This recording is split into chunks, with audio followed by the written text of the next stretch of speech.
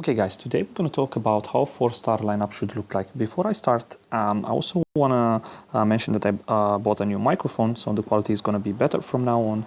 And I also talking a bit lower now because it's almost 12 o'clock, it's almost midnight and most of my neighbors are sleeping.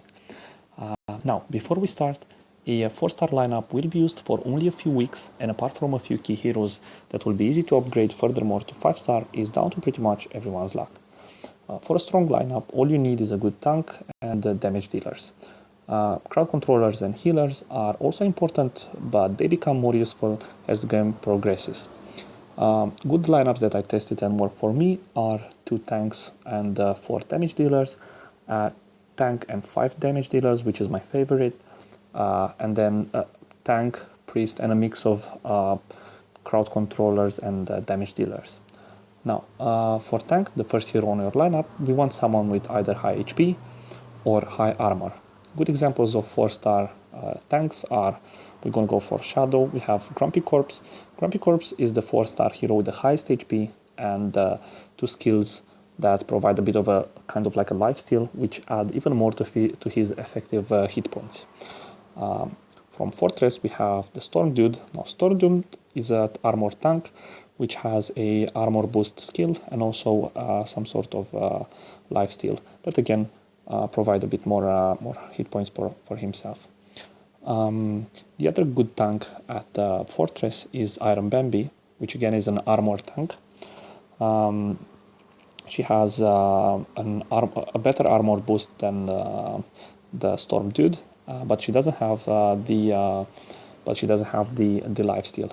As you can notice, both of the armor tanks have lower HP, but have high armor compared to the others. Moving on to Abyss, the next hero, it's Tanner. Tanner it's another good hero for tanking, and he has 2 skills that again provide some sort of lifesteal. Moving on to Forest.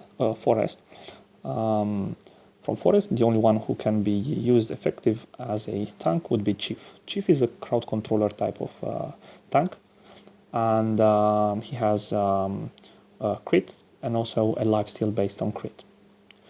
Moving on to Dark doesn't have any 4-star tank, but Light does, and this is Fagin. Fagin, it's an offensive tank with good crowd control and damage against frontliners. And his 3rd skill makes him really useful against high skill damage heroes. He might not be as good as others like Grumpy Corpse at tanking, but he reduces the damage of the whole enemy team against yours, and this is what makes him special. Now, we have other warriors out there, but because I think they are suited more as a second position or off tank, because they are more inclined to do damage and not so great at taking damage. So only use them as temporary tanks until you get better. Now, top 3 most useful 4-star tanks, I would go with Grumpy Corpse, Chief, and Fagin. Well, for your second hero on the first line, it's up to everyone's choices. And all options are good regarding if you go for a more offensive tank, a healer, or a damage dealer.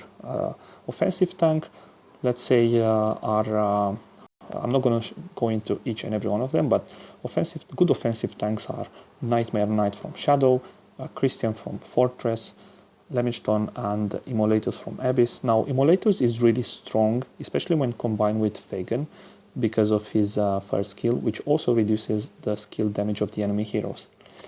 Guys, whenever you place heroes on your 1st and 2nd line, be aware if any of them have skills that change the hero stats depending on his position. Now, good example is Bone General from Shadow, who gains, because of his 3rd skill, 30% more attack when placed in the back line. The other way you can use your 2nd position on the front line is to protect your best damage dealer in case you face enemy heroes or enemy lineups that do heavy damage on the back line. Now, if you go for a priest on the 2nd line, try to get Tail or Zekis from Forest or Disciple from Light. Let's go to Forest here. Now, Tail. Tail would be my first choice because of her, as you can see, she has high offensive power because of her second skill. And also she has a good reliable heal that affects all your team. Moving on to Zekis. Zekis is another good healer, but I would say not as good as Tail at either healing or doing damage. Even though he has 3 healing skills, all 3 of them are, apart from the last one, are not that reliable because they target random heroes. But they are still good, the first one and the second one, they are still good when they land in the right place. Moving on to the third one would be Disciple. Now, Disciple has the highest offensive power from all the healers, and it's amazing, especially against Marauders and guild bosses, because of his third skill. He's more, in my opinion, more of a damage dealer than a healer. Special mention to Norma from Abyss. Norma is another good healer, while still having a, which is this girl right here, is another good hero, which has reliable skills, while still having a good damage output. Okay, now from my experience, try to go only with Tail if you have to go for a healer, if you get lucky and get her, or even better, Tail combined with Disciple would provide you with a lot of sustain during battles. I generally prefer heroes that are more offensive. Now, for the rest of the team, I usually go for the backline, let's say. I usually go a bit more damage oriented, and I choose heroes that focus their damage on the second line of the enemy team. Because you're going to have more targets to reach, and it's generally a better idea than to focus on the front line, where heroes are more tanky and are less of a threat. So just as a general advice, try to not spread your damage all over the place and just try to focus either in front, but I don't recommend it. I wouldn't advise. Or my favorite, just try to get heroes that do heavy damage against the heavy damage or crowd control against the backs of the second line of the enemy.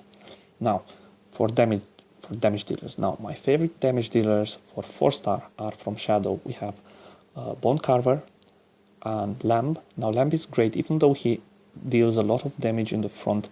All his skills are against warriors, which is basically what most people would put as their first choice. Moving on to Fortress. Fortress, my favorite damage dealer from Fortress. If you get this guy, keep it. Roy. As a 4-star, he is an amazing damage dealer. And also reduces the enemy's armor.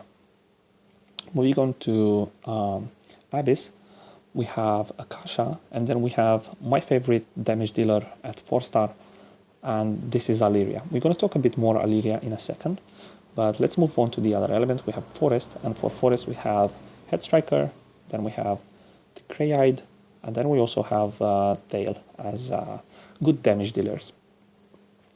Darkness, we have 2 good damage dealers. We have Logan and Darkness Vanilla, and they are, both of them are amazing at dealing damage. Logan, I would put it, it's a bit better. From Light, we have Disciple, and we already talked about him. Now, let's talk about Alleria because I think it's really important. Wait. Alleria. Okay, here now. Alleria, you should make it your first priority. Now, since she is an amazing damage dealer, and you can also upgrade her to 5-star so easily, because you get 1 Alleria from the second day login bonus, 1 from the in-game drop, and then you can buy 2 more from the guild store. Which is, you go to the guild, you go to territory store, and you have here 2, you can buy 2 Allerias. You can buy each hero from the 4 stars, you can buy them twice, and the 5-star you can buy them just once. Now, the other place you should check, you should also check the altar, because here on the top right corner you have the store, and you also have parts that you can upgrade your other heroes. Time Mage would be another hero that is easy to upgrade as 5-star. Alright, let's talk about now about faction bonuses and the bonus and what bonus you get each element has against another. Now, let's go to Tower of Oblivion because it's going to be here to explain. Now, whenever you place 6 heroes from the same element, you get different bonuses based on the faction. The downside of it, while this might seem great, now the downside is that you will have a harder time to pass the elements that counter you, because they will hit with 30% more attack. Not only that, but also their skills are made to counter your element. You can check each faction bonus by going here. You have a small info button on the right side, and you can press on that eye, and you can have each faction aura bonus that you get. Now, if you choose a, if I would choose 2 of them, I would choose Abyss, and then because you get 15% more attack and 20% more HP, and I think this is really good. But usually for the later stages of the game, as you progress, you want to reach this one, the Rainbow Formation, because you're not going to have any problem against other lineups, and you also have a sweet bonus of 10% attack and 10% HP. Also, this one is going to be the hardest to upgrade, but would give you the best results. Now, let's enter a battle. You can also, whenever you enter a battle, you have an info bar here on the top left, and you can see all the elements, and you can see what element is better against another. As you can see, you have here the 4 main element, which you can see by the arrows, they do 30% more damage and 15% hit against another, and then you have light and dark doing their own things here. Okay, as an ending, yeah, guys, try to keep it a bit, try to keep it to have a good mix of everything. Don't worry too much about healers and the crowd controllers, because they are not so important for a 4-star hero lineup. So if you go more offensive now, it shouldn't be a problem. And good luck with your heroes. Thanks a lot for watching, guys. If you have any questions, put them in the comments below, and I'll be more than happy to answer. Thank you very much. Bye.